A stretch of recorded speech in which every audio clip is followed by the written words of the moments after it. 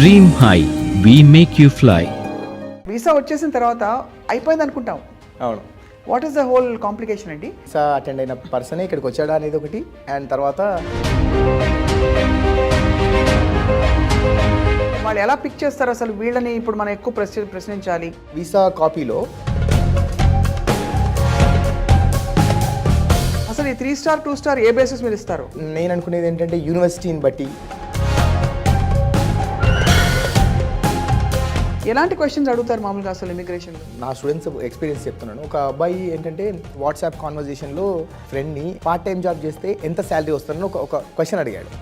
ఆ అబ్బాయి ఏదో చెప్పాడు. పోర్ట్ ఆఫ్ ఎంట్రీలో ఆ అబ్బాయిని సెకండరీ ఇన్స్పెక్షన్ తీసుకెళ్ళినప్పుడు ఆవరిస్తే పేగులు లెక్క పెట్టడం అంటే ఇదే.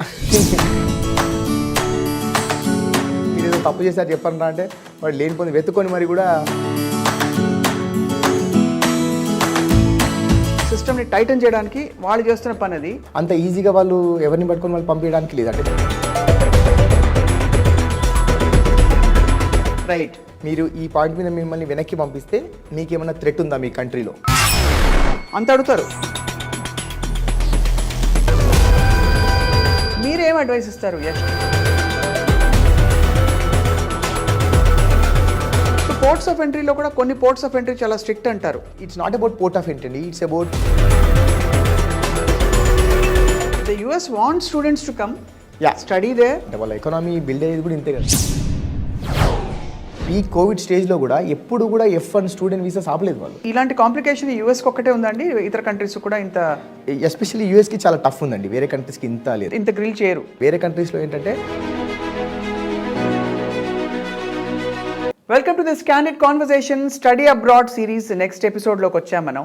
వీసా అయితే వచ్చేస్తుంది ఈజీగా. సరే, వీసా వచ్చిన తర్వాత కూడా ఇమిగ్రేషన్ అంటే పోర్ట్ ఆఫ్ ఎంట్రీలో అమెరికాలో అడుగుపెట్టిన చోట అక్కడ ఆఫీసర్లు వేసే ప్రశ్నలకి 3 చెరువులు నీళ్లు తాగే వాళ్ళు చాలామంది ఉంటుంటారు. బికాస్ చాలా కాంప్లికేటెడ్ ప్రాసెస్, చాలా క్వశ్చన్స్ అడుగుతారు, కొంతమందిని డిపోర్ట్ చేస్తారు, ఇవన్నీ వింటూ ఉంటాం. మరి వీసా వచ్చాక ఇదంతా ఎందుకు జరుగుతుంది? ఎలా జాగ్రత్త పడాలి? క్వశ్చన్స్ని ఎలా ఆన్సర్ చేయాలి?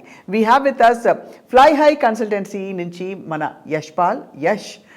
యష్ స్వయంగా తను స్టూడెంట్గా వెళ్ళినప్పుడు 18 గంటలు గ్రిల్ అయ్యారు అక్కడ పోర్ట్ ఆఫ్ ఎంట్రీలో. సో తన స్వానుభవమే ఒక పెద్ద లెసన్ తనకి అండ్ మనందరికి కూడా. Yash, thank you so much for joining us again. So అది నిజంగానే అడిగిన ప్రశ్న కరెక్టే కదా, వీసా వచ్చేసిన తర్వాత అయిపోయింది అనుకుంటాం. అవును. What is the whole complication అండి? సో వీసా వచ్చిన తర్వాత ఏంటంటే యాక్చువల్గా పోర్ట్ ఆఫ్ ఎంట్రీ వాళ్ళకి they have all the rights to deport you when they feel that, అంటే వాళ్ళకు క్యాండిడేట్ వాళ్ళ కంట్రీకి ఎంటర్ అవ్వడానికి అర్హత లేదు అని అనుకుంటే వాళ్ళు డెఫినెట్గా డిపోర్ట్ చేసే రైట్స్ వాళ్ళకు ఉంటాయి. రైట్. కానీ దానికి సపరేట్ ప్రొసీజర్ ఉంటుంది. అండ్ ఇప్పుడు బేసిక్గా మన పోర్ట్ ఆఫ్ ఎంట్రీ అంటే ఏంటంటే వీసా అటెండ్ అయిన పర్సనే ఇక్కడికి వచ్చాడా అనేది ఒకటి, అండ్ తర్వాత వాళ్ళ కంట్రీ నుండి ఒక పర్సన్ మైనస్ అయ్యి వాళ్ళ కంట్రీలో ఒక పర్సన్ ప్లస్ అయ్యారంటే దానికోసం చూసుకుంటారు వాళ్ళు అక్కడ. కాకపోతే ఏంటంటే కొంతమంది ర్యాండమ్గా అనొద్దు, వాళ్ళకు వేరే ఒక అల్గారిథం ఉండొచ్చు, లేదా కొంతమంది అప్లికెంట్స్ మీద వాళ్ళకి ఏమైనా అనుమానం వచ్చినా కానీ, అంటే వాళ్ళు అడిగిన క్వశ్చన్స్కి సరిగ్గా ఆన్సర్ చేయకపోయినా కానీ వాళ్ళు సెకండరీ ఇన్స్పెక్షన్ తీసుకెళ్ళి వాళ్ళు ఎక్స్ట్రా క్వశ్చన్స్ అడగచ్చు. ఆ క్వశ్చన్స్ అడిగిన క్రమంలో వాళ్ళు సరిగా చెప్పకపోయినా కానీ, వాళ్ళకి ఏమైనా ఫిషీగా అనిపించినా కానీ, వాళ్ళ దగ్గర ఉన్న డాక్యుమెంటేషన్ కావచ్చు, వాళ్ళు మన అక్కడ ఏమైనా కాన్వర్జేషన్స్ కావచ్చు, ఏ అనుమానం వచ్చినా కానీ దే కెన్ డిపోర్ట్. టిపికల్లీ ఎంత ఫ్రీక్వెంట్గా జరుగుతుంటుంది డిపోర్టింగ్ అనేది? రేరే కదా? రేరే కదండి, ఈ మధ్య చాలా మందికి జరుగుతూ ఉంది. రియలీ? చాలా మంది, అంటే నాకు ఇప్పుడు నేను లాస్ట్ కొన్ని ఎపిసోడ్స్లో చెప్పినాను ఏంటంటే ఇట్లా నాకు ఇలా జరిగిందని. చెప్పిన తర్వాత I'm really shocked. At least every week ఒక కనీసం 2-3 స్టూడెంట్స్ అయినా వస్తున్నారు. మా అబ్బాయి అమెరికాకి వెళ్ళి డిపోర్ట్ అయ్యి వెనక్కి వచ్చాడు, మా అమ్మాయి అమెరికాకి వెళ్ళి డిపోర్ట్ అయ్యి వచ్చిన వాళ్ళు ఎట్లా వస్తున్నారు అంటే నాకు ఇంతమంది అవుతుందా ఇదా అనేది నాకు అనిపిస్తుంది. Very surprising. సో ఏంటంటే వాట్ ఈస్ ద ప్రైమరీ, అంటే వాళ్ళు ఎలా పిక్ చేస్తారు అసలు వీళ్ళని? ఇప్పుడు మనం ఎక్కువ ప్రశ్నించాలి అని వాళ్ళకి అసలు ఆ ఇన్స్టింక్ట్ ఎలా వస్తుంది? ఇన్స్టింక్ట్ అనేది కాదు, దాంట్లో ఒకటి ఏంటంటే ఇప్పుడు వీసా కాపీలో వీసా ఫోటో కింద స్టార్స్ ఉంటాయండి. 1 స్టార్ 2 స్టార్ 3 స్టార్స్ ఉంటాయి. సో దాంట్లో ఏంటంటే 1 స్టార్ ఉంటే అర్థం ఏంటంటే వాళ్ళకి ఎక్కువ క్వశ్చన్స్ ఉండకపోవచ్చు, ఆల్ గ్రీన్ అన్నట్టు వెంటనే వాళ్ళని వదిలేయచ్చు అన్నట్టు ఉంటుంది అన్నట్టు. అండ్ 2 స్టార్స్ ఉంటే ఏంటంటే they might check their emails, phone conversations, WhatsApp conversations ఏమైనా ఉంటే వెళ్ళి చూసే అంత ఉండొచ్చు. అంటే ఇది చెప్పట్లేదు నేను ఇంత ఖచ్చితంగా అవుతుందని చెప్పట్లేదు. 2 స్టార్స్ మెజారిటీ ఆఫ్ ద స్టూడెంట్స్కి, అంటే ఎస్పెషల్లీ స్టూడెంట్ వీసా చెప్తున్నా, out of 100 visas 90% of the స్టూడెంట్స్కి 2 స్టార్స్ ఉంటాయి. Right. Okay, and 3 stars is very rare. Very rare. ఒకవేళ 3 స్టార్స్ వస్తే మాత్రం వాళ్ళు 95% ప్రిపేర్ అయి ఉండాలి. వాళ్ళని సెకండరీ ఇన్స్పెక్షన్ తీసుకెళ్ళి వాళ్ళని ఇంట్రాగేట్ చేస్తారని అనుకోవాలి. అసలు ఈ 3 స్టార్ 2 స్టార్ ఏ బేసిస్ మీద ఇస్తారు? అది మేబీ నేను అనుకునేది ఏంటంటే యూనివర్సిటీని బట్టి, ఆ వీసా ప్రాసెస్ చేసేప్పుడు ఆ యూనివర్సిటీని బట్టి కావచ్చు, ఆ వీసా ప్రాసెస్లో వాళ్ళకు జరిగిన దాన్ని బట్టి ఇస్తారని నేను అనుకుంటున్నాను. కానీ మాక్సిమం 2 స్టార్సే వస్తాయి చాలా మంది కంటే. మాక్సిమం 2 స్టార్స్ వస్తాయి. 80 to 90% 2 స్టార్స్ ఉన్నంత మాత్రం కంగారు పడడానికి లేదు. అంటే నేను చెప్పినట్టు ప్రతి ఒక్కరికి అన్ని చెక్ చేస్తారని కాదు. But 1 star is very safe. 2 star అయితే జాగ్రత్తగా ఉండాలని చెప్తున్నాను అంతే. రైట్. యష్, మామూలుగా ర్యాండమ్గా పిక్ చేసిన సందర్భాలలో ఎలాంటి క్వశ్చన్స్ అడుగుతారు మామూలుగా అసలు ఇమిగ్రేషన్లో? What are they trying to find out? ర్యాండమ్గా పిక్ చేయడం అంటే ఎట్లా అంటే ఇప్పుడు వాళ్ళు అక్కడ అడుగుతారంటే which university are you going, ఎక్కడికి వెళ్తున్నారు మీరు అంటే. కొన్ని సందర్భాల్లో ఎట్లా అంటే ఇప్పుడు మనం ఇండియాలో ఎట్లా ఉంటుందంటే మన ఇంటి పక్క వాళ్ళని కూడా అంకుల్ అంటాం. సో ఒక అమ్మాయి ఏం చెప్పారంటే who will come to pick up you అన్నారు. మిమ్మల్ని ఎవరు పికప్ చేసుకుంటారంటే మా అంకుల్ వచ్చి పికప్ చేసుకుంటా అన్నారు. కానీ DS 160లో మనం ఏమని మెన్షన్ చేస్తాం, డూ యూ హ్యావ్ రిలేటివ్స్ అంటే నో అని చెప్పాం మనం. అక్కడ రిలేటివ్స్ నో అని చెప్పి అంకుల్ ఉన్నారు అంటున్నారు ఏంటి అని అడిగారు వాళ్ళు. అతను మా ఇండియాలో మా ఇంటి పక్కన అతను మేము ఇండియాలో అందరినీ అంకుల్ అంటామంటే వాళ్ళు వినలేరు. అంటే DS 160లో ఒకటి మెన్షన్ చేశారు. ఇప్పుడు మీరు చెప్పింది వేరే అనే దాని మీద అమ్మాయిని తీసుకెళ్లారు. అక్కడ తీసుకెళ్ళిన తర్వాత 1-on-1 ఉంటుంది మనకి. ఇంకా 1-on-1 ఉన్నప్పుడు ఏమవుతుందంటే నేను ఒక క్వశ్చన్ అడిగినప్పుడు మీరు ఒక ఆన్సర్ చెప్తే అది దాన్ని బేస్ చేసుకొని ఇంకెళ్తూ ఉంటుంది మన ఇంట్రాగేషన్. సో ఏ పాయింట్లైనా మీరు దొరికిపోతే ఏంటంటే ఇంకా అప్పుడు మిమ్మల్ని డిపోర్ట్ చేసే అంత రైట్ ఉంటుంది వాళ్ళకి. ఇఫ్ దే ఫీల్ దట్ మీరు ఎంబసీని కానీ మీరు ఆ వీసా సిస్టమ్ని మిస్లీడ్ చేశారనే అనుమానం వస్తే they will do it. Right. They have all the rights to do it. One of the most common things స్టూడెంట్స్కి వచ్చే డౌట్లు, అక్కడికి వెళ్ళాక ఏవో ఉద్యోగాలు చేసేసుకోవాలి, చదువుకోవడానికి వెళ్ళినప్పుడు ఆడ్ జాబ్స్ చేస్తారు స్టూడెంట్స్ చాలా మంది. వీటి గురించి కూడా క్వశ్చన్స్ అడుగుతారు. అంటే నువ్వు ఉద్యోగం చేయడానికి వచ్చావు, పని చేస్తావా, ఇలాంటివని అంటుంటారు. Is it true? నా స్టూడెంట్స్ ఎక్స్పీరియన్స్ చెప్తున్నాను. ఒక అబ్బాయి ఏంటంటే వెళ్తున్నప్పుడు వెళ్ళే ముందు ఏదో వాట్సాప్ కాన్వర్జేషన్లో అక్కడ వాళ్ళ ఉన్న సీనియర్ ఫ్రెండ్ని పార్ట్ టైం జాబ్ చేస్తే ఎంత శాలరీ వస్తుందని ఒక క్వశ్చన్ అడిగాడు. ఆ అబ్బాయి ఏదో చెప్పాడు, సమ్ $8 $9 ఎంతో చెప్పాడు ఆ అబ్బాయి. అది ఎప్పుడో ఈ అబ్బాయి ఇప్పుడు వెళ్తుంటే ఒక 2-3 months ముందు ఏదో చాట్ చేశారంటే క్యూరియస్గా ఉండి అసలు జాబ్ చేయొచ్చా లేదా, చేస్తే ఎంత వస్తుంది అనేది ఏదో కాన్వర్జేషన్ చేశారు. సో పోర్ట్ ఆఫ్ ఎంట్రీలో ఆ అబ్బాయిని సెకండరీ ఇన్స్పెక్షన్ తీసుకెళ్ళినప్పుడు they looked at their laptops, WhatsApp conversation, ఇవన్నీ చూశారు. ఇవన్నీ చూసినప్పుడు అందులో ఏదో ఒక వాళ్ళు ఎలా సర్చ్ చేస్తారో మనకు తెలియదు, ఏదో కీవర్డ్స్ చేశారనుకుంటు నాకు తెలియదు, మన కస్టమ్స్ అండ్ ఎన్ఫోర్స్మెంట్ అథారిటీస్ వాళ్ళు. సో వాళ్ళు ఏంటంటే అది చూసినప్పుడు ఏంటంటే అక్కడ ఈ పాయింట్ దొరికింది వాళ్ళకి. సో మీకు అక్కడికి వెళ్ళినాక జాబ్ చేసే ఇంటెన్షన్ లేకపోతే ఇట్లాంటి కాన్వర్సేషన్ ఎందుకు జరిగింది అని పాయింట్ మీద వాళ్ళు ఆ అబ్బాయిని డిపోర్ట్ చేసినారు. ఆవరిస్తే పేగులు లెక్క పెట్టడం అంటే ఇదే. అట్లానే. అండ్ ఇంకోటి ఏంటంటే ఇప్పుడు మనకు అక్కడికి వెళ్ళిన తర్వాత వాళ్ళు మాట్లాడేది కొద్దిసేపే అండి, కానీ ఆ ఎన్విరాన్మెంట్ ఎట్లా ఉంటుందంటే ఆ పెద్ద పెద్ద పోలీసులు ఇట్లా ఉండి కెమెరాస్ పెట్టి అట్లా పెట్టేసరికి ఏంటంటే మనం ఆ టైంలో ఏంటంటే వాళ్ళు గట్టిగా మనల్ని అడిగారు అనుకోండి. ఇప్పుడు కొంతమందిని ఏంటంటే మీరు ఏదో తప్పు చేశారు, మీ పేరెంట్స్ ఇండియాలో ఉన్నారు, మీరు అది ఒప్పుకుంటే ఓకే అని, ఏం లేకపోయినా కానీ ఒప్పుకుంటే ఓకే, లేదా మిమ్మల్ని ఇట్లా, లేదా మాకు కొన్ని విషయాలు తెలుస్తూ ఉన్నాయి, ఇంకంటే ఏం తెలుస్తుందో తెలియదు. ఈ స్టూడెంట్ ఇట్లా అనేసరికి ఏంటంటే ఇక్కడ నుండి వెళ్ళడమే బెటర్ రా బాబు అనే దాంతో కూడా కొంతమంది లేనిపోంది వెతుక్కొని మరి మీరు ఏదో తప్పు చేశారు చెప్పండి రా అంటే వాడు లేనిపోంది వెతుక్కొని మరి కూడా నేను SOP రాపించినప్పుడు వేరే వాళ్ళ ఫ్రెండ్ హెల్ప్ తీసుకున్నా అనే పాయింట్ కూడా చెప్పే పరిస్థితి ఉంది అన్నట్టు. సో అలా చాలా మందిని అంటే వాళ్ళు బేసికలీ ఎక్కడా కూడా లూప్ హోల్స్ లేకుండా సిస్టమ్ని టైటన్ చేయడానికి వాళ్ళు చేస్తున్న పని అది. టైటన్ చేయడానికి చేస్తున్నారు. అండ్ అంత ఈజీ కూడా కాదండి. ఇప్పుడు పంపించాలి అని అనుకున్నప్పుడు అంత ఈజీగా వాళ్ళు ఎవరిని పట్టుకొని వాళ్ళు పంపించడానికి లేదు. అంటే they should have a solid proof to deport a candidate. Right. అలా చేస్తున్నప్పుడు వాళ్ళు లిటరలీ ఒక మన కాన్వర్సేషన్ అంతా రికార్డ్ చేస్తారు. వాళ్ళు మీరు మంచి హోస్ట్లోనే ఉన్నారా, మిమ్మల్ని ఎవరు లైక్ థ్రెటన్ చేసి మాటలు మాట్లాడిపించట్లేదు కదా, నేను అడిగిన దానికి క్వశ్చన్ చెప్పాలి, మీకు నా లాంగ్వేజ్ అర్థమవుతుంది కదా, లేదా ట్రాన్స్లేటర్ కావాలా మీకు, మీరు ఈ పాయింట్ మీద మీ ఫోన్ చూసినప్పుడు నాకు ఈ పాయింట్ దొరికింది, సో ఈ పాయింట్ ఎందుకు మాట్లాడారు, ఈ పాయింట్ మాట్లాడారంటే మీ ఇంటెన్షన్ ఇదే కదా, మీరు యాక్సెప్ట్ చేస్తున్నారా, ఈ పాయింట్కి చేస్తున్నారు కాబట్టి మిమ్మల్ని ఇప్పుడు డిపోర్ట్ చేస్తున్నాం, దీనికి మీరు ఓకే కదా, ఈ పాయింట్ మేము డిపోజ్ చేస్తున్నందుకు మీకు ఇండియన్ అథారిటీస్తో కానీ ఇండియన్ ఎంబసీతో మాట్లాడతారా, మీరు ఈ పాయింట్ మీద మిమ్మల్ని వెనక్కి పంపిస్తే మీకు ఏమైనా థ్రెట్ ఉందా మీ కంట్రీలో, అంత అడుగుతారు.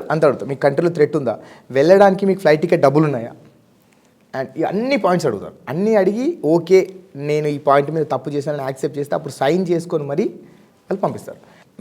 ఫ్లైట్ టికెట్ లేకపోతే రిటర్న్ టికెట్ ఫ్రీగా కూడా పంపిస్తారు వాళ్ళు.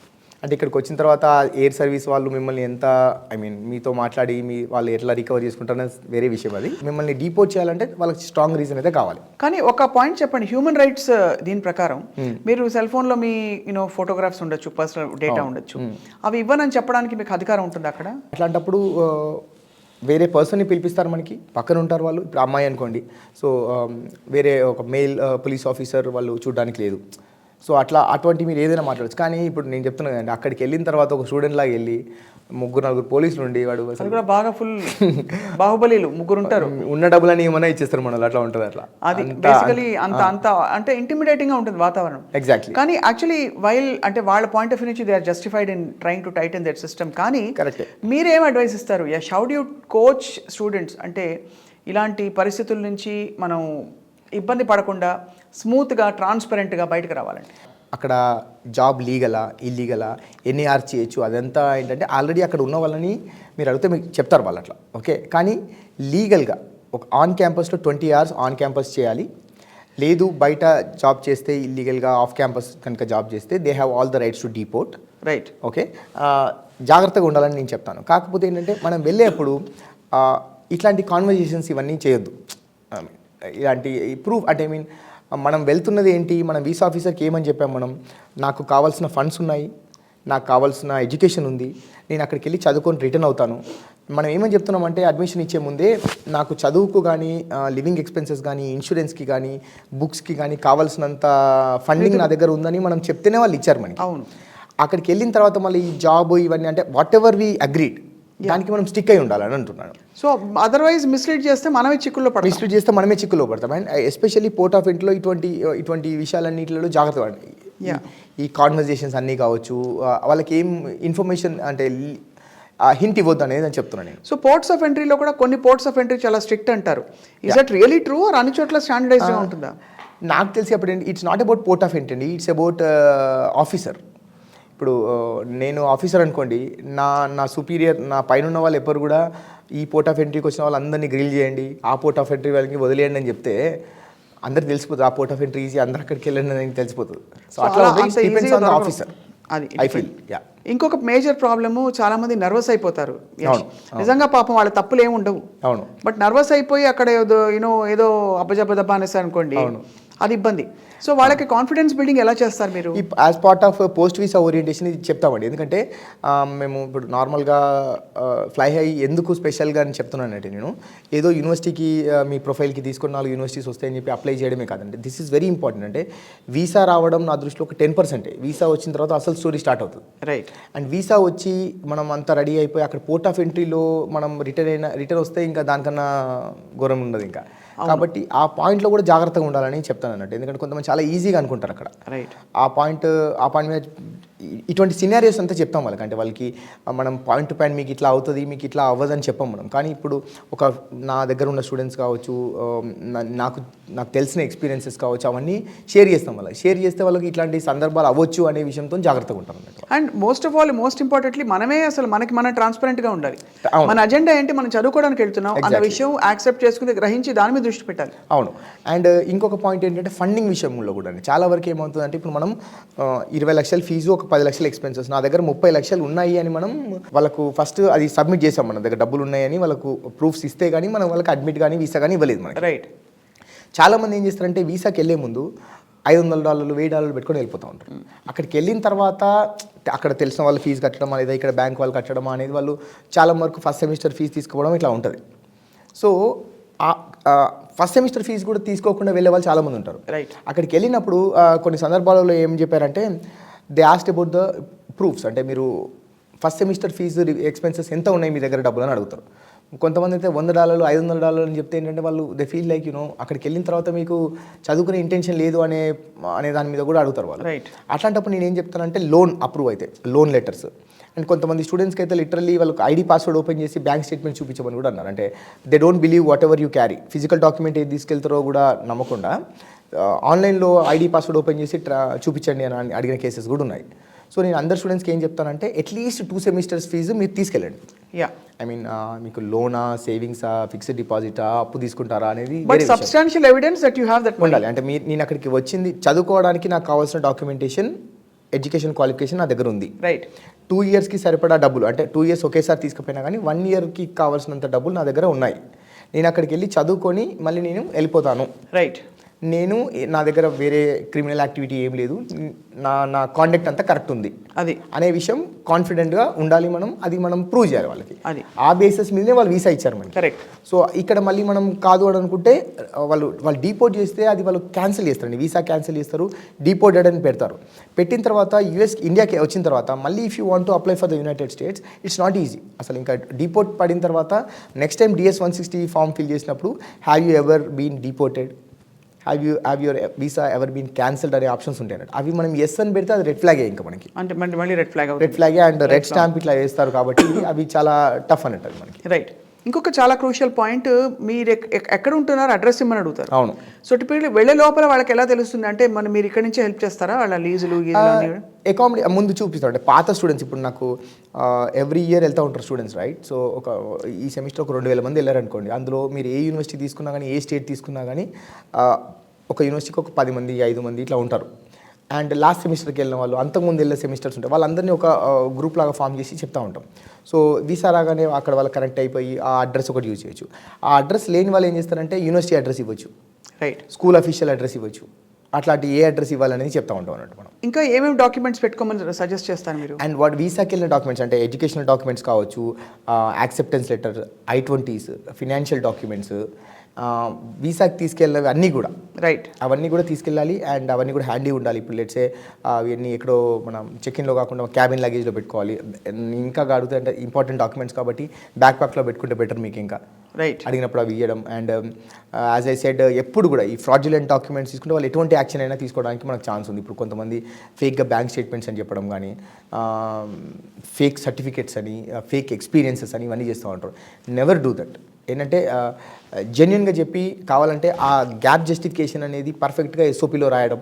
అంటే ఇప్పుడు ఎట్లా అంటే యూఎస్లో నేను కొన్ని చాలా కేసెస్ చూసాను. ఏంటంటే నాకు తక్కువ పర్సెంటేజ్ వచ్చింది, ఒక ఫస్ట్ సెమిస్టర్లో తక్కువ పర్సెంటేజ్ వచ్చింది. ఐ మీన్ హెల్త్ బాగాలేకపోవడం వల్ల, లేకపోతే XYZ రీజన్స్ వల్ల, లేదా నా లైఫ్లో నేను ఒక తప్పు చేశాను. అంటే నాకు ఎడ్యుకేషన్ మీద అంత అవగాహన లేక నేను నెగ్లెక్ట్ చేసి నాకు బ్యాక్లాగ్స్ ఉన్నాయి. కానీ దాని తర్వాత నేను రియలైజ్ అయ్యి 3rd, 4th సెమిస్టర్స్లో చాలా కష్టపడి చదువుకున్నాను. నేను నా ప్రోగ్రెస్ చూడండి, మీరు నాకు ఒక ఛాన్స్ ఇవ్వండి, మీరు I will prove my self. అట్లా మాట్లాడితే ఇచ్చే కేసెస్ ఉన్నాయండి. అడ్మిషన్ ఇచ్చిన కేసెస్ చాలా ఉన్నాయి. సో జెన్యున్గా అట్లా చెప్తే ఇచ్చే కేసెస్ కూడా ఉన్నాయి అన్నట్టు. సో అంటే ఐ థింక్ బాటమ్ లైన్ మీరు మొదటి నుంచి చెప్తున్నది బేసికలీ మనసా వాచా కర్మణ, మీరు మీ సంకల్పం శుద్ధంగా ఉండాలి, పర్ఫెక్ట్గా ఉండాలి, అండ్ ఎక్కడ డీవియేషన్స్, ఈ షార్ట్ కట్స్ వెతుక్కోదు. అంటే వీసా రాకపోయినా పర్లేదు, కానీ ఫ్రాడ్యులెంట్గా ఫేక్గా వెళ్ళొద్దు అనేది చెప్తున్నాను. సో క్లీన్ రికార్డ్ ఉండవు more important. In future you may have another chance. Exactly other chance కాకుండా ఇప్పుడు చేసిన తప్పు ఇప్పుడు మీరు స్కిప్ అవ్వచ్చు. ఇప్పుడు లెట్సే మీకు స్టూడెంట్ వీసా రావచ్చు, ఈ ఫేక్ ఎక్స్పీరియన్స్ కావచ్చు, ఫేక్ డాక్యుమెంటేషన్ కావచ్చు పెట్టడం వల్ల రేపు పొద్దున H1K కావచ్చు, ఇంకా నెక్స్ట్ టైం వచ్చినప్పుడు కావచ్చు, ఎప్పుడైనా ట్రిగర్ అవ్వచ్చు అది. సో జాగ్రత్తగా ఉండాలని చెప్తున్నాను నేను. Right. So immigration process itself is a big ఇది. ఆ క్యూలో నిలబడి నాన్ రెసిడెంట్స్ లేకపోతే ఇంకేదో సిటిజన్స్ అని పెట్టి వాళ్ళు అక్కడ తరిమి తీసుకెళ్ళి ఆఫీసర్లు స్ట్రిక్ట్ గా పిలిచి ఆ ఫోటో తీసుకోవడం మొదలుకొని ఫింగర్ ప్రింటింగ్, అసలు తలుచుకుంటేనేనండి ఒక విధమైన, అంటే ఫస్ట్ టైం వెళ్ళే వాళ్ళకి ఇట్స్ యాక్చువల్లీ క్వైట్ ఇంటిమిడేటింగ్. అంటే అంత I'm not complicating, it's very simple అండి. అంటే లెట్సే ఎంత మనం ఫింగర్ ప్రింట్స్కి వెళ్ళినప్పుడు ఒక 1 minute ఉంటుంది కదండి, ఏదో ఫోటో దిగి ఇట్లా ఫింగర్ ప్రింట్ చేసి వెళ్ళిపోవడం. అంటే it won't take more than 1 minute. 98% of the స్టూడెంట్స్కి, అప్లికెంట్స్కి అంత ఈజీ ఉంటుంది. ఐఎమ్ నాట్ అంటే ఎగ్జాగరేట్ చేసి చెప్పడం అనగా ఇట్స్ వెరీ ఈజీ. కానీ ఆ 1-2% ఏదైతే ఉందో వాళ్ళని ఈ మధ్యకాలంలో చాలా చేస్తున్నారు. సో ఇప్పుడు అది ఆ 2%లో మనం కూడా ఉండొచ్చు కాబట్టి జాగ్రత్తగా ఉండాలని చెప్తున్నాను. రైట్. ఆ జాగ్రత్తగా ఉండడం వల్ల నష్టం ఏం లేదు కదా. ఐ మీన్ ఈ పాయింట్స్ అన్ని కన్సిడర్ చేసి జాగ్రత్తగా వెళ్ళడంలో నష్టం లేదు కాబట్టి చెప్తున్నాను అంతే. రైట్. సో ఓవరాల్గా immigration process is a very very crucial step. And ఇప్పుడు మీరు పంపించిన స్టూడెంట్స్లో ఎప్పుడైనా వాళ్ళకి ఇబ్బందులు పడిన సందర్భాలు మీతో మీరు చెప్పిన 2-3 కేసెస్ కాకుండా did you have any other case studies where you know they had to come back or కొంచెం బాగా గ్రిల్ చేశారని చెప్పిన? ఒక అబ్బాయి ఏంటంటే అక్కడ వెళ్ళిన తర్వాత ఫోటోగ్రాఫ్స్ చెక్ చేస్తే ఒకే గ్యాస్ స్టేషన్లో ఒక 10 ఫోటోలు దిగాడు అతను డిఫరెంట్ డేట్స్లో. సో అంటే అన్ని ఫొటోస్ దిగారు కాబట్టి మీరు అక్కడ పనిచేస్తున్నారనే అనుమానంతో ఒకటి. And these are and funds విషయంలో ఒక అమ్మాయి అంటే మీరు అక్కడికి వెళ్తున్నారు, మీ ఎంత ఫండ్స్ ఉన్నాయంటే సమ్ $1,200 చూపించారు. 2 డేస్లో మీ కాలేజ్ స్టార్ట్ అవుతుంది, మీ ఫండ్స్ ఎక్కడ ఉన్నాయి అనే దగ్గర తనకు ప్రాబ్లం అయింది. అండ్ కొంతమంది స్టూడెంట్స్ ఏదో ఫినాన్షియల్ డాక్యుమెంట్స్ విషయంలో కూడా డబ్బులు సరిగ్గా లేకపోతే ఇంకేదో వేరే ఫేక్ డాక్యుమెంట్స్ అంటే ఫ్రాడ్యులెంట్గా ఏదో చేశారనేది చెప్పారు. అంటే like you know that's not in our hands. అంటే ఇప్పుడు కన్సల్టెంట్ లాగా మీరు నాకు డాక్యుమెంట్స్ ఇచ్చారనుకోండి, మీ డాక్యుమెంట్స్ని నాకు ఎంతవరకు నాకు ఉంటుంది చెప్పండి. అంటే లైక్ అవి కరెక్టా జెన్యూన్ స్కాన్ చేసి చూసే అంత మాకు కూడా ఉండదు కదా. That's why we take like you know అన్ని జెన్యూన్ డాక్యుమెంట్స్ అనేవి మేము సైన్ చేసుకుంటాం. కానీ ఇట్లా ఫేక్గా ఫ్రాడ్యులెంట్గా వెళ్ళడం వల్ల స్టూడెంట్స్కి ప్రాబ్లమ్స్ అవుతూ ఉంటాయి. రైట్. ఇంకొక చాలా క్రూషియల్ క్వశ్చన్ అక్కడ అడుగుతారు, మీకు ఇక్కడ బంధువులు చుట్టాలు ఉన్నారని అడుగుతారు. అవును. అప్పుడు నిజంగా ఉన్నారని చెప్పాలా? అంటే ఆబ్వియస్లీ అంటే ఇప్పుడు చాలా మంది నా దగ్గరకు వచ్చిన వాళ్ళు చెప్తూ ఉంటారండి, వేలు విడిచిన మావయ్య ఎక్కడో ఉంటారు. అవును వాళ్ళు చుట్టమే లెక్క ప్రకారం. అవును. కానీ అంత సీరియస్ ఇంపాక్ట్ ఏమి ఉండదు. అంత చెప్పాలి, ఇమీడియట్ రిలేటివ్స్ చెప్పొచ్చండి. అండ్ నేను ఏమని చెప్తున్నా అంటే ఇప్పుడు లెట్సే ఒక క్వశ్చన్ ఉంటుంది, do you have any siblings అంటారు. నిజంగా సిబ్లింగ్స్ ఉన్నా కానీ చాలామంది నో అనే పెడతా ఉంటారు. వాళ్ళు ట్రేస్ చేస్తారా లేదా అంటే ట్రేస్ చేయాలనుకుంటే వాళ్ళు ఎంతవరకైనా వెళ్ళి ట్రేస్ చేయొచ్చు, కానీ చేయకపోవచ్చు. మెజారిటీ కేసులు చేయరు. సిబ్లింగ్ ఉన్నారా లేరా అంటే అది పెద్ద విషయం కాదనుకుంటారు. రైట్. కానీ నేనేమంటున్నానంటే మీ దగ్గర కావాల్సిన ఎడ్యుకేషన్ క్వాలిఫికేషన్స్ ఉన్నాయి, డబ్బులు ఉన్నాయి, మీ కాండక్ట్ బాగుంది, మీరు మళ్ళీ వెళ్ళి వెనక్కి వస్తారనే ప్రూఫ్ కూడా మీ దగ్గర ఉంది. అట్లా ఉన్నప్పుడు మీ సిస్టర్ లాస్ట్ ఇయర్ ఎప్పుడో ముందు వెళ్ళారు, మీకన్నా వెళ్ళారు కాబట్టి మీరు వెళ్ళొద్దని రూల్ ఏమైనా ఉందా? లేదు కదా. అట్లా అక్కడ అనవసరంగా చెప్పడం ఎందుకు? దట్ ఇస్ అందరూ ఏమంటున్నారంటే పెట్టొద్దు, వేరే కన్సల్టెన్సీ వాళ్ళు అందరూ పెట్టొద్దని చెప్పారు, అట్లా పెట్టడం వల్ల వీసా రిజెక్ట్ అవుతుందని చెప్తున్నారని అంటారు చాలామంది. సో నేను వాళ్ళకి అర్థమయ్యేది చెప్తా ఉంటాను. అంత ఇప్పుడు ఎందుకంటే మీ అక్కయ్య కానీ మీ తమ్ముడు కానీ అన్నయ్య కానీ తమ్ముడు కానీ వెళ్ళినప్పుడు వాళ్ళు వెళ్ళారు కదా అని చెప్పేసి మీకు రిజెక్ట్ చేసే అట్లా ఏమి ఉండదు కదా. అవును. మీరు సపరేట్. యాక్చువల్లీ చూస్తే మనకి ఇవన్నీ టఫ్గా అనిపించిన the US wants students to come study there and actually వాళ్ళకి ఎకానమీ ఫ్లరిష్ అవుతుంది దానివల్ల. చాలా యూనివర్సిటీస్ అండి, అంటే వరల్డ్ ఎక్కలేని యూనివర్సిటీస్ ఉన్నాయి అక్కడ. అంటే వాళ్ళ ఎకానమీ బిల్డ్ అయ్యేది కూడా ఇంతే కదా. మొన్న ఇంత పీక్ కోవిడ్ స్టేజ్లో కూడా ఎప్పుడు కూడా F1 స్టూడెంట్ వీసాస్ ఆపలేదు వాళ్ళు. బిజినెస్ H1 అన్నీ ఆపారు కానీ స్టూడెంట్ ఆపలేదు. కాబట్టి by default there intention is to make sure more students come. Exactly. Only one of కేసెస్లో తేడా కేసెస్లోనే మనం ఇంత కొంచెం భయంకరంగా కనిపిస్తుంది మనకి. ఆ ఇంట్రాగేషన్లో మనం యాక్సెప్ట్ చేస్తేనే వాళ్ళు పంపిస్తారు. When you're strong. ఇప్పుడు నా విషయంలో ఉందండి, ఇప్పుడు నన్ను 18 hours ఇంట్రాగేట్ చేశారన్నాడు, but they let me in. నాకు నేను ఎక్కడ చేయలేదు, నేను ఏం చేయలేదు, నా తప్పు ఎక్కడ ఉంది? యూనివర్సిటీ షట్ డౌన్ అయితే యూనివర్సిటీ వల్ల తప్పది. మీరు ఫోటోగ్రాఫ్స్ చూడండి, పేపర్ ఆర్టికల్ చూడండి, వీడియోస్ చూడండి, నేను ఏమేమి హోంవర్క్ చేశానో చూసి, నేను అసైన్మెంట్స్ ఏం చేశాను, హోంవర్క్ చేశాను, నా ట్రాన్స్క్రిప్ట్ చూడండి, ఫీజు కట్టాను నేను, నా తప్పు ఏముంది అనేది అంతా నేను చెప్పినాను కాబట్టి నాకు పంపించారు వాళ్ళు. రైట్. సో వాళ్ళు అన్ని రకాలుగా నన్ను గ్రిల్ చేశారు, అన్ని రకాలుగా. రైట్. బెదిరించారు, భయపెట్టారు, స్మూత్గా అడిగారు. అండ్ ఎన్ని రకాలు చెప్పినా నేను అసలు విషయం చెప్పినా నేను. రైట్. కాబట్టి దే లెట్ మీ ఇన్ అని అనుకుంటున్నాను నేను. అల్టిమేట్లీ సత్యమేవ జయతే, అంటే ట్రూత్ విన్స్ అంటారు కదా. ట్రూత్ విన్సేనండి. కాకపోతే ఏంటంటే ట్రూత్ అనే విషయం కాదు, తెలివిగా ఉండాలని చెప్తున్నాడు. ట్రూత్ అంటే ఆబ్వియస్లీ ఇంటెలిజెంట్, అడగకుండా ఎక్కువ సమాధానం చెప్పకూడదని కూడా సలహా విన్నాం మనం. అంటే నేను అక్కడికి వెళ్ళిన తర్వాత నేను ఆల్రెడీ చెప్పినాను ఏమని, నేను అక్కడికి వెళ్ళి జాబ్స్ చేసినానని చెప్పినాను. నన్ను ఇంట్రాగేషన్లో ఆ పాయింట్ని నేను కవర్ చేసే అనొద్దు, but I was confident enough to face the questions. అది వచ్చినప్పుడు నేను ఎట్లా హ్యాండిల్ చేశాను అనేది అది నా తెలివి అనుకోండి. సో బట్ నేను చేయలేదా అంటే అక్కడికి వెళ్ళిన తర్వాత ఎటువంటి జాబ్ చేశాను ఏంటనేది నాకు ఒకరికే తెలుసు. రైట్. అండ్ బట్ నాకు వాళ్ళని అడిగినప్పుడు నేను ఎట్లా ఆన్సర్ చేశాను అనేది మోర్ ఇంపార్టెంట్. ఇలాంటి కాంప్లికేషన్ యూఎస్కి ఒక్కటే ఉందండి, ఇతర కంట్రీస్ కూడా ఇంత? ఎస్పెషల్లీ యూఎస్కి చాలా టఫ్ ఉందండి, వేరే కంట్రీస్కి ఇంత లేదండి. యూకే, ఆస్ట్రేలియా, ఇంత గ్రిల్ చేయాలండి. వీసా వస్తే ఇంకా ఆల్ గుడ్ అని అనుకుంటారు. ద పాయింట్ ఈస్ అక్కడ ఆల్రెడీ మనం ఫీజు కడతామండి. వేరే కంట్రీస్లో ఏంటంటే ఆల్రెడీ ఇప్పుడు 100% ఫీజులో 50% to 75% ఫీజు మనం ముందే కడతాం. సో వాళ్ళు ఏంటంటే ఇంకా వచ్చేస్తారు, వీళ్ళు కట్టేసారి వెళ్ళిపోతారు అనుకుంటారు. మన ఇప్పుడు యూఎస్లో ఏంటంటే మనం $1 కూడా కట్టం ముందు. సో వీసా వచ్చిన తర్వాత అడ్మిషన్ వచ్చి వీసా వచ్చి అమెరికాకి వెళ్ళిన తర్వాత క్లాసెస్ రిజిస్టర్ అయిన తర్వాత మనం పే చేస్తాం. రైట్.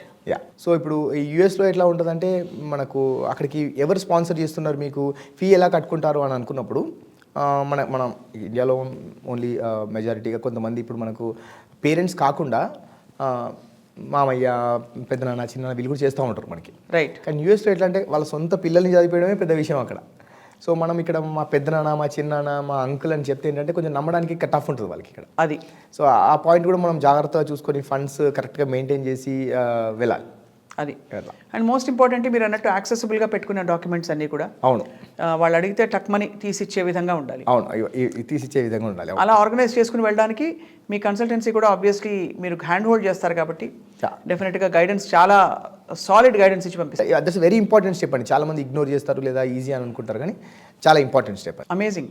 సో మీరు thorough in the system and in your understanding of what happens. చేసేది ప్రతిది కూడా అంటే ఏదో ఊరికే నా నాలెడ్జ్ ప్రకారమే కాకుండా నాకు తెలిసిన తర్వాత కూడా మనం యూఎస్లో ఉన్న అటార్నీస్తో, ఇమిగ్రేషన్ అటార్నీస్తో వాళ్ళ సజెషన్స్ తీసుకొని ఎట్లా చేస్తే బెటర్ అనేది. ఎందుకంటే అటార్నీస్కి చాలా తెలిసింది, అంటే ప్రతిదానికి మనం ఒక ఈ ఇష్యూకి దీనికి బెస్ట్ సొల్యూషన్ ఏంటనేది చాలా మందికి వాళ్ళకి చాలా తెలుసు అన్నట్టు. రైట్. సో మనకు తెలిసిన దానికన్నా వాళ్ళ దగ్గర వాళ్ళతో మాట్లాడితే మనకు చాలా ఇన్ఫర్మేషన్ వస్తుంది. లెట్స్ ఇప్పుడు నాకు ఈ 5 ఎయిర్ క్రాఫ్ట్స్ వాళ్ళకి వచ్చింది అని చెప్పా కదా. సో నేను ప్రతి ఒక్క డాక్యుమెంట్ ఒక నలుగురితో, ఒక 5 మెంబర్స్కి 3 అటార్నీస్తో చేయించాను నేను. అది చేపించడం వల్ల ఏంటంటే వీళ్ళ అప్రోచ్ ఎలా ఉంది, వీళ్ళ అప్రోచ్ ఎలా ఉంది, వీళ్ళ అప్రోచ్ ఎలా ఉంది తెలిసి ఇప్పుడు నాకు ఇంకో కొత్త అటువంటి కేసు ఒకటి వస్తే నాకు చాలా నాలెడ్జ్ ఉంది ఆ ఏరియాలో. అది. అండ్ డిపోర్ట్ అయిన వాళ్ళతో వాళ్ళ స్టేట్మెంట్ ఏదైతే డిపోర్ట్ చేసిన స్వాన్ స్టేట్మెంట్ ఏదైతే ఉంటుందో ఆ స్టేట్మెంట్ కూడా తరోగా స్టడీ చేసి మళ్ళీ ఇంకా వెళ్ళే ఛాన్సెస్ ఉన్నాయా లేదా. లెట్స్ సే ఇప్పుడు మీరు ఒక బ్లండర్ తప్పు ఒప్పుకున్నారు, తప్పు చేశారు, తప్పు ఒప్పుకున్నారు అక్కడ. అట్లాంటప్పుడు మీకు ఛాన్స్ లేదమ్మా వెళ్ళేదనే చెప్తాం అనేది. ఇంకా వెళ్ళేది ఛాన్స్ లేదు కాబట్టి ఇంకా వేరే కంట్రీ చూసుకోండి, ఇక్కడ ఏదైనా బెస్ట్ చూసుకోండి అని చెప్తాం. అంటే రాంగ్ ఎక్స్పెక్టేషన్స్ ఇవ్వమన్నట్టు. అది. అండ్ ఏమైనా ఛాన్స్ ఉందనుకోండి, డెఫినెట్గా ఛాన్స్ ఉంది, మనం ఇట్లా వెళ్దాం, ఈసారి వెళ్ళినప్పుడు ఇట్లా ఆన్సర్ చేద్దాం అనేది చెప్తా ఉంటాం అన్నట్టు. సో అందుకని మీ క్రెడిబిలిటీ అండ్ మీ నాలెడ్జ్ అండ్ మీ ఎక్స్పర్టీస్ చాలా మందికి హెల్ప్ అవుతుంది. That was a very very informative episode on immigration process అండి. అండ్ హౌ టు అటెండ్ అంటే ఇమిగ్రేషన్ ఆ క్రూషియల్ స్టెప్ని ఎలా ఫేస్ చేయాలనే పాయింట్ మీద చాలా విషయాలు ప్రాక్టికల్ ఎగ్జాంపుల్స్ చెప్పారు. బట్ ఇంకా చాలా విషయాలు మాట్లాడాలి మన స్టడీ అబ్రాడ్ సిరీస్లో. సో నెక్స్ట్ ఎపిసోడ్లో తప్పకుండా కలుద్దాం. Thank you so much for this wonderful interaction. Thanks for the opportunity. And thank you all for watching. Next ఎపిసోడ్లో మరిన్ని చాలా కీలకమైన విషయాలపై స్టడీయింగ్ అబ్రాడ్ అసలు ఎలా అప్రోచ్ అవ్వాలి, ఏం చేయాలి, మన ఎక్స్పర్ట్ యష్ చెప్తారు from fly high consultancy. Thank you for watching.